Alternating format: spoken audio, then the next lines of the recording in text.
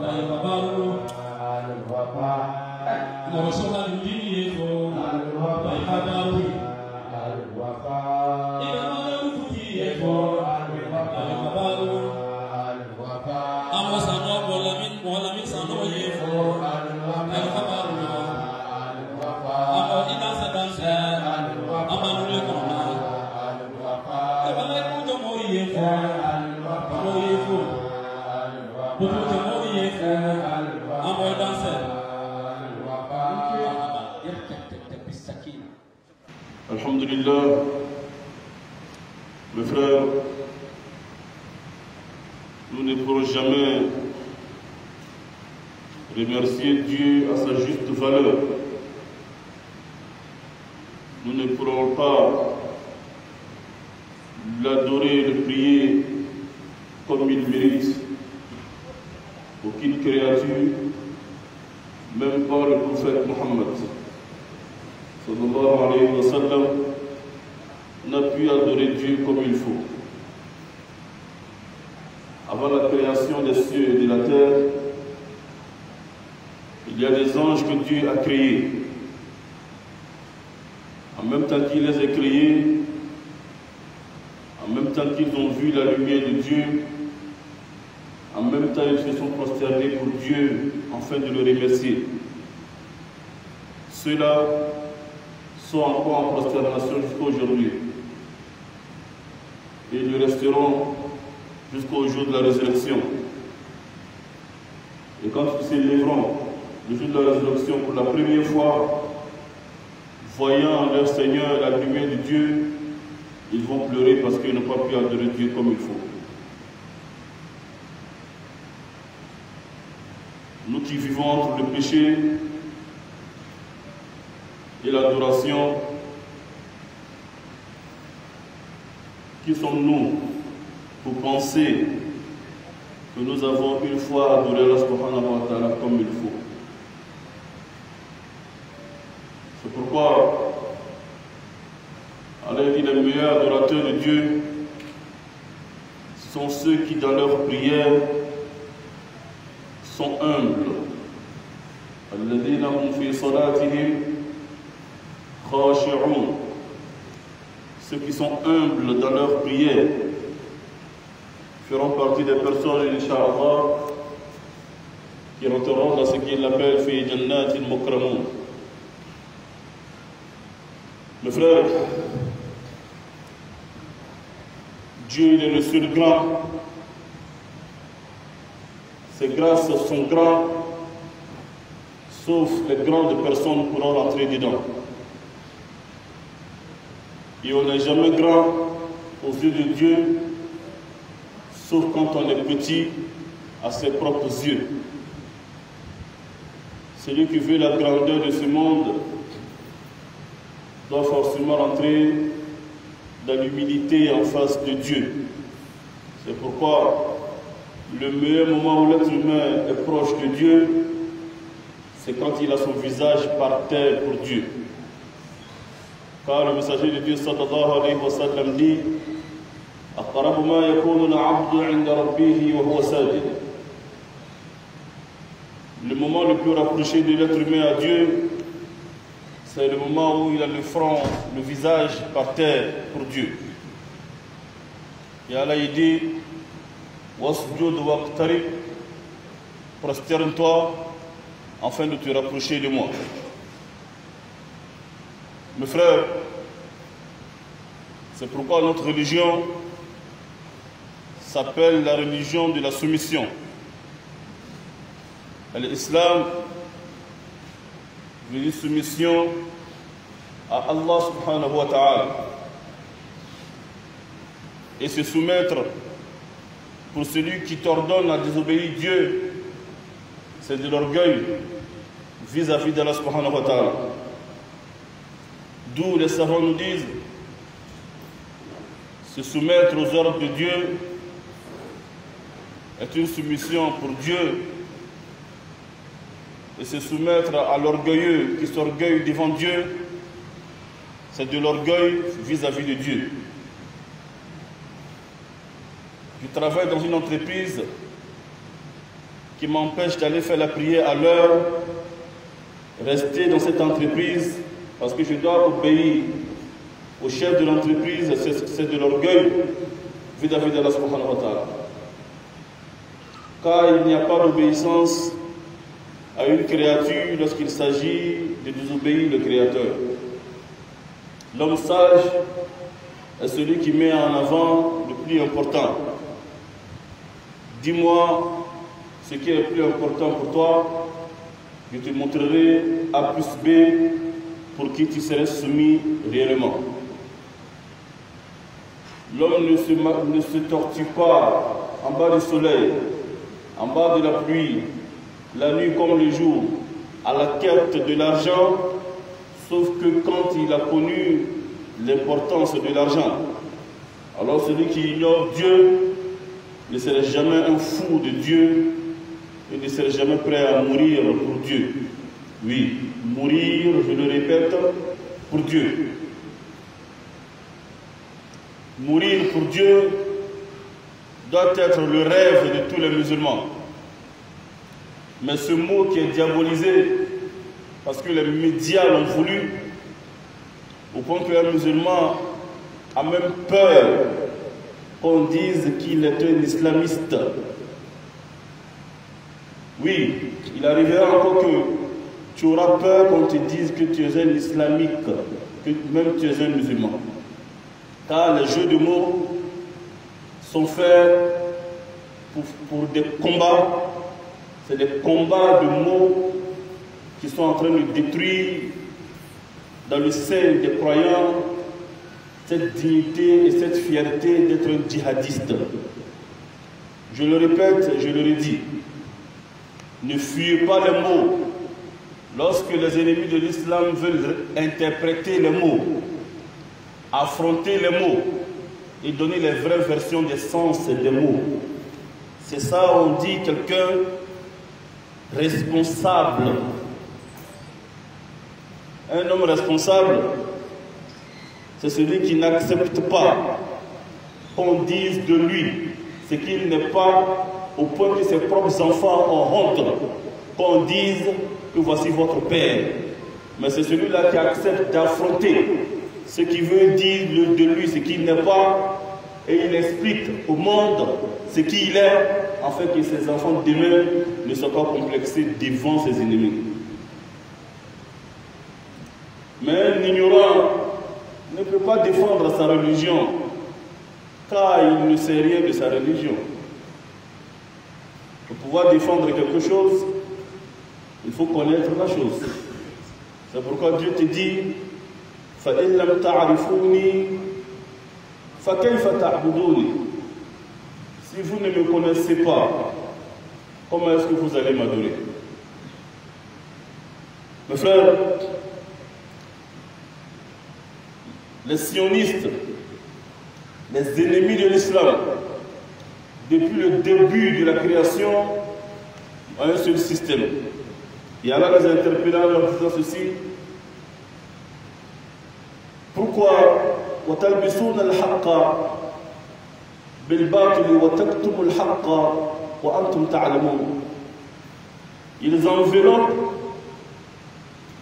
n'est-ce pas, le mensonge dans le vêtement de la vérité, tout en cachant la vérité alors qu'ils le savent. يَعْرِفُونَهُ كَمَا يَعْرِفُونَ أَبْنَاءَهُ. Ils connaissent cette vérité mohammedienne comme ils connaissent le visage de leurs enfants. Mais, puisque cette vérité ne leur plaît pas, alors, qu'est-ce qu'ils font? Ils prennent le mensonge et ils habillent ça comme la vérité. Donc ça ressemble à la vérité. Tout en cachant la vérité. Parce que la vérité auprès du mensonge est trop évidente. Si tu veux vendre de l'or plaqué, il faut t'arranger à cacher l'or. Si tu as caché l'or, alors tu prends l'eau de l'or là et tu peux mettre ça sur du n'importe quoi pour tromper qui tu veux. Allah subhanahu wa ta'ala, il est venu alors avec le prophète Mohammed sallallahu alayhi wa sallam en le disant, en lui donnant ce qu'on appelle Al-Furqan, qui veut dire le discernement, qui signifie comme quelque chose qui va te permettre de connaître le or du or plaqué. Alors là, il a envoyé ce discernement qu'il a appelé la lumière. لَقَدْ جَاءَكُم مِّنَ اللَّهِ نُورٌ وَكِتَابٌ مُبِينٌ. Une lumière vous est parvenue de Dieu et un livre qui met l'évidence. Pourquoi la lumière? Parce que c'est dans l'obscurité que tu peux bien tromper les gens. Je suis joli la nuit, quand il veut faire jour, on va te voir. Alors, allez la faire descendre la lumière. Cette lumière qui est le Coran, ils sont venus, ils ont vu que si on n'a pas arraché le Coran dans la main des musulmans, on ne pourra pas les amener à bateau. Alors, on ferme le Coran, on met à côté. L'école obligatoire, tout le monde a envoyé vos enfants à l'école. On va aller les montrer comment on devait péder. On va aller les montrer comment est-ce qu'on couche avec garçon. On va aller les montrer comment est-ce que femme peut marier femme. Et on va les montrer comment est-ce que Mariam peut jouer à la balle. Mariam qui devrait jouer à la poupée se retrouve soudainement en train de jouer au ballon. 6 générations après, on nous dit garçon et puis femme, c'est la même chose. Il y a quoi d'étonnant? C'est ce qu'on appelle le lavage du cerveau. C'est des années, c'est des travaux d'années. Au début, c'est rien, bon, c'est rien. Mais ces gens-là, il n'y a rien de rien chez eux, mes frères, écoutez-moi très bien. Rien n'est hasardeux chez eux. Tout est planifié. L'égalité entre les sexes est une loi qui peut permettre, qui peut légaliser l'homosexualité. Parce que si on dit garçon et puis femme, c'est la même chose, alors tu as marié garçon, c'est ça, tu as marié femme, c'est la même chose. Donc la loi précédente légitime, n'est-ce pas, la loi qui arrive. Mais toi, tu ne vas rien voir dedans en fait. Parce que tu ne réfléchis pas loin. sont très malins de toi. Retourne au Coran et va lire la sourate Al-Layl. Allah il te dit, par la nuit, lorsqu'elle tombe, et par le jour, lorsqu'il s'élève, et par celui qui a créé le mâle et la femelle, vous avez des rôles différents. Et il dit dans une sourate, Ala ya'lamu man khalaqa wa huwa al-latif al-khabir. Celui-là qui a créé sa créature, c'est lui qui est mieux placé pour connaître sa créature, bien c'est toi. Allah dit, je ne vais jamais accepter que garçon devienne femme. Je ne vais jamais accepter que femme devienne garçon. Je ne vais jamais accepter que garçon accouche enfant. Je ne vais jamais accepter que femme soit fort physiquement que le garçon. C'est ça ma loi. Ça, c'est ma tradition et personne ne va changer ma tradition. Ils sont têtus. Mais ils sont tombés ainsi musulmans qui est plus têtu que musulmans. Musulmans têtus. Hein? Ça fait près de 1600 ans. Ils sont en train de combattre cette religion. Depuis les Romains, les Grecs, les Persans, n'est-ce pas, les Perses, n'est-ce pas, tous ceux qui ont combattu l'islam. Ça fait plus de 1600 ans. Allah dit, il dit, mais Dieu même refuse qu'on éteint cette lumière. Il dit,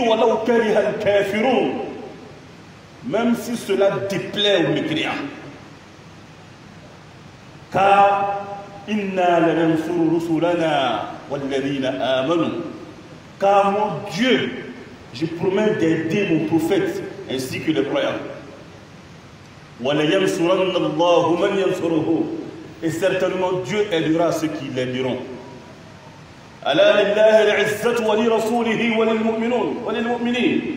Il dit la grandeur, la gloire appartient à Dieu, à son messager et aux croyants. Alors ne vous inquiétez pas. Ne vous souciez pas. Vous serez les supérieurs, les plus grands si vous restez croyants. Cela ne veut pas dire que les musulmans ne seront pas éprouvés en Palestine. Cela ne veut pas dire qu'ils ne seront pas éprouvés en Afrique centrale. Cela ne veut pas dire qu'ils ne seront pas éprouvés en Tchétchène. Ils ne seront pas éprouvés ici. Ils ne seront pas éprouvés là. Mais Dieu dit que il dit la finalité appartiendra aux pieux. Et le regret, ils vont le vivre, wallah. Mes frères, je voyais des gens qui, lorsque des pseudos, des soi-disant panafricains, nous croyons au panafricanisme et nous devrons lutter auprès des panafricains, mais je vois des pseudo-panafricains qui sont des haineux, qui ne sont pas des panafricains, des haineux. Dès que tu n'es pas africain, tu dois être combattu. Ceux-là, ce sont des haineux, des racistes. Ils sont ce qu'ils veulent combattre. Quand on a prié, on a déploré ce qui se passe actuellement sur nos frères musulmans en Palestine. Ils disent que ce sont des... On n'a rien à voir, on a nos problèmes ici, ils ont leurs problèmes là-bas, ils n'ont qu'à se débrouiller. Que leurs problèmes là, on a quoi à avoir dedans? On veut répondre à ces personnes pour dire, nous avant d'être africains, nous sommes d'abord musulmans. Mon islamité est mieux pour moi que mon africanité. Deuxièmement, nous sommes d'abord des humains avant d'être des habitants de l'Afrique. Humains avant d'être africains. Troisièmement, nous avons reçu des cultures, des enseignements de nos parents africains. Ne pas rendre le mal par le mal. Si je suis vraiment africain, je ne dois pas penser le mal pour celui-même qui m'a fait du mal. Ça ne sert à rien de combattre des personnes qui sont méchants si nous-mêmes nous sommes méchants. Car ces gens qui meurent innocemment sont des humains et pour nous sont des musulmans. Et mon frère musulman, pour moi, est plus proche de moi d'abord que même mon frère de sang. Car ma croyance me dit les croyants sont des frères. Et Dieu a refusé que le fils de Noé soit de sa famille alors qu'il vient de son sang, tout simplement parce qu'il dit car il a des comportements qui ne sont pas compatibles au comportement de Noé. Si ton frère de sang n'a pas le même comportement que toi, ton ami qui est au dehors, qui est proche de toi et qui t'aime plus, est plus ton frère que celui de ta maison. Il faut le comprendre. Mais après, mes frères, ce que nous devrons faire, c'est de prier. C'est pourquoi lorsqu'Allah subhanahu wa ta'ala dit il dit les musulmans, on doit prier, on doit faire beaucoup de prières, car ces personnes qui veulent habiller le mensonge avec le boubou de la vérité ne vont jamais laisser, alors nous aussi on ne va jamais laisser nos 5 prières par jour. Et tant que nous prions, ils ne pourront rien contre nous, ils ne pourront rien contre l'islam. Mais retenez la leçon, Allah subhanahu wa ta'ala dit il dit, vous pensez que vous allez rentrer dans le paradis alors que vous n'avez pas subi ce que les prédécesseurs ont vécu envers vous. Ils ont subi du tort, de la souffrance et des difficultés jusqu'à ce que le prophète et tous ceux qui le suivaient se posaient la question à quand l'aide de Dieu. Et Dieu disait, l'aide de Dieu est très proche. Alors ne désespérons pas. Gardons l'espoir et prions pour nos frères. Une sœur m'a appelé la semaine passée. Elle a dit, Imam, pardon, il faut parler. On m'empêche de porter le voile dans mon école. J'ai appelé ma mère est venue en voile. Le directeur dit, je ne te reçois pas, madame, dans mon bureau tant que tu n'enlèves pas le voile sur ta tête. Viens ici. Donc nous interpellons nos autorités. Nous avons des problèmes ici. Nous avons des problèmes dans le monde. Mais nous cherchons à régler nos problèmes ici aussi, sans oublier de prier pour ceux qui sont ailleurs, nos frères musulmans qui sont ailleurs, en Chine, qui sont martyrisés. Les musulmans sont en train d'être tués, emprisonnés, massacrés en Chine, dans les prisons, sans bruit. La Palestine est attaquée. Ils sont en train d'être bombardés parce que le Hamas a fait quelque chose, donc il faut tuer les innocents quelque part en Palestine, au Gaza, il n'y a pas de problème. Mais lorsque les Ukrainiens, qui doivent aussi pas, bien sûr, ne doivent pas être tués, bien sûr. Mais eux, ils sont importants. Lorsqu'ils sont attaqués, il faut les sauver. Mais lorsque les musulmans sont massacrés, on essaie de justifier pourquoi est-ce qu'ils sont massacrés. Ça fait pas mal. Lorsque ton ennemi cherche à te faire disparaître. Mais ce qui fait mal, c'est lorsque le musulman lui-même, certains hypocrites musulmans, essaient d'expliquer. استغفروا ربكم إنه كان غفارا